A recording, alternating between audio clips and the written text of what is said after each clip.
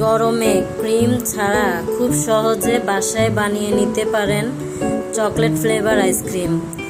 এত সহজে আর এত কম খরচে হয়ে যাবে যা কল্পনার বাহিরে। আসসালামু আলাইকুম, সবাই কেমন আছেন? আশা করি আপনারা ভালো আছেন, আমিও ভালো আছি। আমি বিনু চলে আসলাম আমার নতুন আরেকটি রেসিপি ভিডিও নিয়ে। আমার আজকের ভিডিওতে থাকছে খুব সহজে কম সময়ে কম খরচে চকলেট ফ্লেভার আইসক্রিম। আমরা এখানে আধা কেজির মতো নিয়েছি লিকুইড দুধ।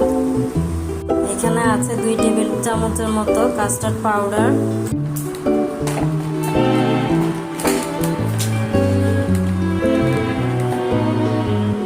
আমরা কাস্টার্ড পাউডারের সাথে 1 টেবিল চামচের মতো কোকো পাউডার দিয়ে নিয়েছি, দিয়ে ভালো করে মিক্স করে দেব। এখানে 1 কাপের মতন দুধ দিয়ে সবকিছু ভালো করে মিক্স করে নেব। আমরা দুধটাকে চুলায় বসে একটু গরম করে নিচ্ছি।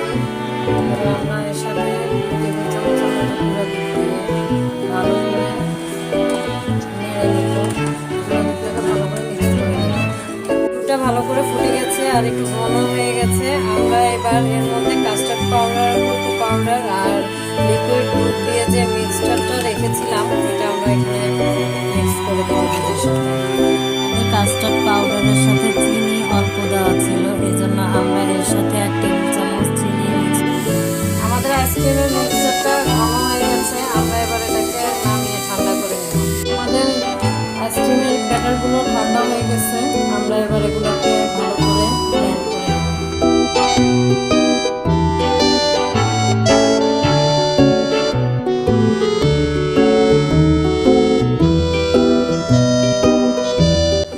এরকম 3-4টা ডিব্বা নিয়েছি আইসক্রিমগুলো ঢোকানোর জন্য।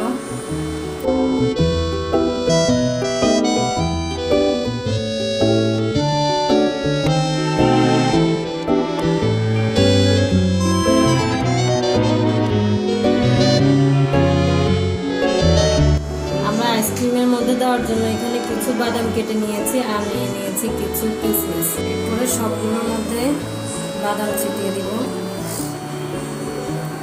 আর দিব কিশমিশ।